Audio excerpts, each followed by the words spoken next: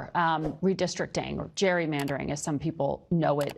You've said you don't like talking about it, but all options are on the table when it comes to your state. There's only one seat here that is actually Republican, and it's a seat held by Representative Andy Harris.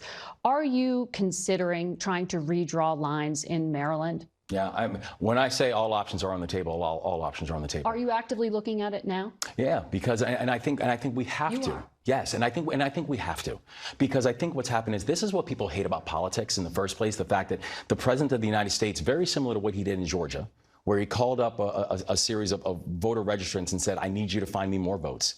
We're watching the same thing now, where he's calling up legislatures around the country and saying, "I need you to find me more congressional districts." He's doing it. That may be different, but Democrats redistrict. You know this. Yeah. But Gavin Newsom's doing it right now. A few years ago in New York, we saw this. This can backfire. Do you really want to go down this road? I want to make sure that we have fair lines and fair seats, where we don't have situations where politicians are choosing voters, but that voters actually have a chance to choose their elected officials. We need to be able to have fair maps.